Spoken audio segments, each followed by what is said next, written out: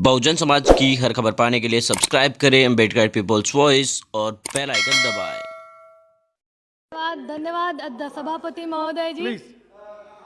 एक तरफ प्रधानमंत्री जी एक भारत श्रेष्ठ भारत की बात करते हैं, वन नेशन वन इलेक्शन की बात होती है, लेकिन one nation one education 3 minute में बात पूरी कीजिए, कृपया ध्यान रहे करता है जी। गरीब बच्चे ठाट पट्टी पर पढ़कर बड़े लोगों के स्कूलों के बच्चों से कैसे कंपटीशन कर पाएंगे? अगर इनको कंपटीशन में लाना है तो लाइन ऑफ कंपटीशन को एक करना होगा। मेरी मंत्री जी से मांग है कि सरकारी स्कूलों की तरह ही प्राइवेट स्कूलों में भी SC ST OBC के छात्रों को आरक्षण दिया जाए और उनकी शिक्षा को निःशुल्क किया जाए। माननीय वित्त मंत्री जी ने अपने बजट भाषण में शिक्षा के क्षेत्र को PPP मॉडल और निजीकरण करने की बात कही है, जो कि बहुत ही खतरनाक है और संविधान की मूल भावना राइट टू एजुकेशन के विपरीत जाता है। अपने रोजगार में निजीकरण करके गरीबों से रोजगार को वंचित कर दिया है और शिक्षा में भी निजीकरण करके आप लोग गरीब के बच्चों को, जिनमें ज़्यादातर SC ST OBC के बच्चे आते हैं, उनको शिक्षा से वंचित करने का आप लोग प्लान बना रहे हैं।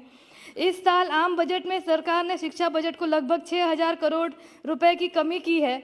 कोरोना महामारी के दौरान शिक्षा के इंफ्रास्ट्रक्चर और डिजिटाइजेशन को बढ़ावा दिया गया है, जिसके लिए शिक्षा बजट में 10% की बढ़ोतरी की मांग की गई थी, लेकिन अफसोस है कि शिक्षा बजट में कमी की गई है। माननीय मंत्री जी से मैं जानना चाहूँगी कि इस कमी को वो कैसे पूरा करेंगे। केंद्रीय बजट में SC ST OBC को दी जाने वाली छात्रवृत्ति में भी कमी की गई है, जिसके चलते 5 में से 1 बच्चा माध्यमिक शिक्षा के दौरान उसको पढ़ाई छोड़नी पड़ सकती है। लॉकडाउन के दौरान सभी स्कूल बंद थे, जिसके कारण बालिकाओं पर शिक्षा का सबसे अधिक प्रभाव पड़ा है और उन्हें घरेलू काम और विवाह करने के लिए मजबूर किया गया है। CBPS champions for girls education और RTE के 5 राज्यों के सर्वे के अनुसार लड़कियों की पढ़ाई पर बहुत बुरा असर पड़ा है।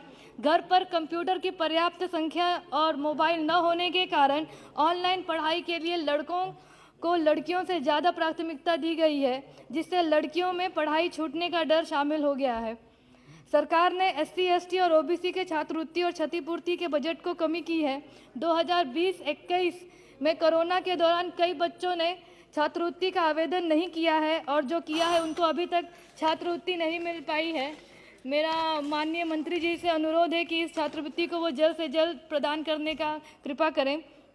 नई शिक्षा नीति में बालिका शिक्षा को प्रोत्साहन देने के लिए लैंगिक समावेशी कोष जेंडर एक्सक्लूसिव फंड की बात कही गई है, लेकिन बजट में इसका कोई उल्लेख नहीं किया गया है।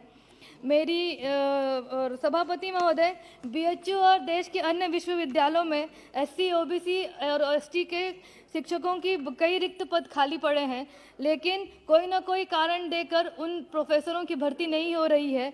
मेरा माननीय मंत्री जी से अनुरोध है कि इस पर ध्यान दें प्लीज। और सर, 2 मांगे मेरे क्षेत्र की हैं कि मेरे संसदीय क्षेत्र में एक केंद्रीय विद्यालय खोलने की मांग मैं रखती हूं, और साथ में ये भी कहना चाहती हूं, जैसे मेरे अन्य कोलीग्स ने कहा है कि KV के कूपन की संख्या मात्र 10 है, जो कि अपर्याप्त है। मैं मांग करती हूँ मंत्री जी से कि कम से कम उसे बढ़ाकर 50 कर दिया जाए।